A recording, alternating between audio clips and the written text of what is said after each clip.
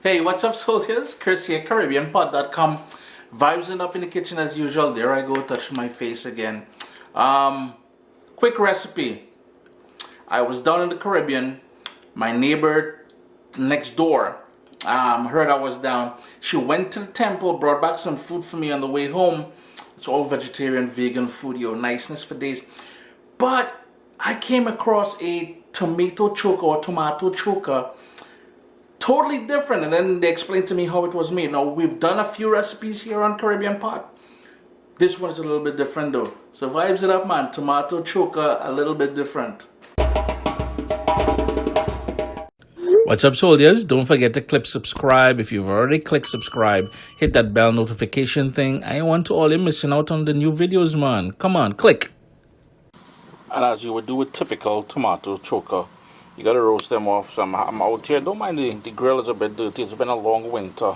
And I'm also roasting off a couple scotch bonnet peppers. And what I like doing when I do choka is to use a sort of a half ripe or a green scotch bonnet pepper. The flavor is totally different.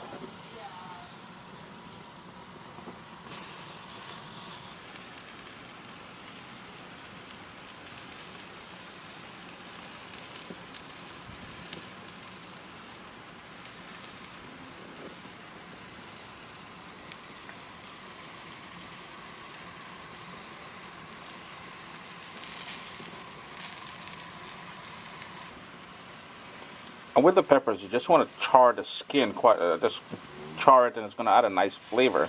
With the tomatoes themselves, you want to cook them all the way through. And I do apologize for the noise, we're outside. So notice we got a nice char happening there. It's starting to collapse. If you notice that one there, starting to collapse on us. So they're almost good. It probably only took about 10 minutes, about 5 to 10 minutes, anyways. We're all roasted off. You can see that nice steam coming off the top there. So let's jump inside now and I'll show you how things are done a little bit differently with this recipe. As I said, I was quite surprised by the texture and flavor that was achieved just by changing up the technique a little bit. Yeah, so if you haven't guessed already, we're using a food processor to make this choka. So the first thing, as you would normally do, you would normally crush the garlic and the salt and the pepper together, but everything is just going in there whole like that. A nice whack of garlic in there. Then we're going to toss in the 2 scotch bonnet peppers and all of those tomato skin and everything. We're going to get all that sweetness from the charred skin, so don't fret too much. Then we need some salt, and I'm using sea salt. Feel free to use whatever salt you like using. No need to change anything up. And you're going to need some onion in there. Now, the way I was told that version was made, they put all their onion in the food processor.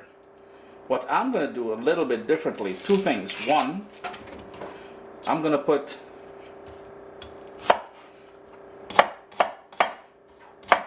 half of my onion in here, and I'm going to also put some near the end. You'll see that. And the other sort of unique ingredient, other sort of difference that I'm going to do is some cilantro.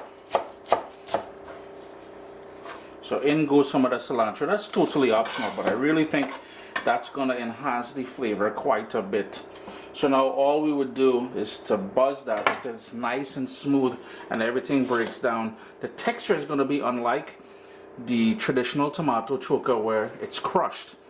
So do keep that in mind. Vegans, vegetarians, this is even good for if you're trying to follow a gluten-free diet. It's all kind of people just getting satisfied with this thing.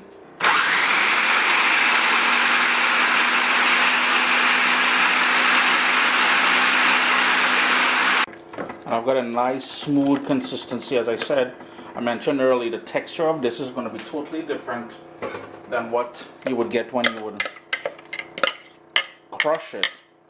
And you get a nice specks of green in there. Now if you wanted to have it more red, you notice it took on the color of the charred tomato in there, but that is cool. So we're going to move ahead now. Now here's where I'm going to do things a little bit different than what was given to me.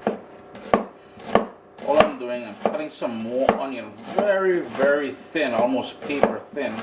Because remember, we already went in with onion in there, but I am a huge fan of onion. So we're just going to place it on top now. Very, very thin as possible. Now you can skip this step.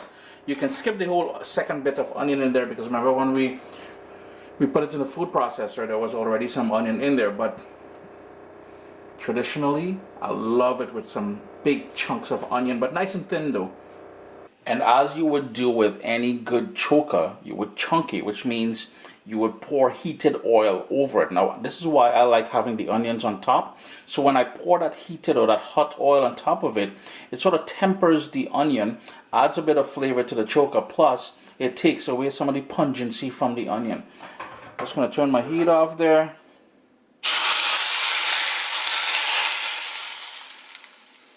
And give that a good stir just to incorporate everything.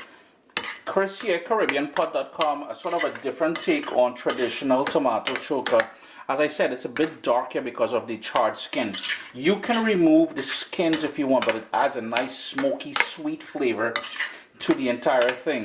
Always a pleasure to have you guys here in the kitchen with me. Meat-free Monday, vegans, vegetarians, and gluten-free people. You're going to love this one, man. Just look at that. My little baby is here. We've got cookbooks, guys. WestIndianFoodCompany.com. Get your copy today.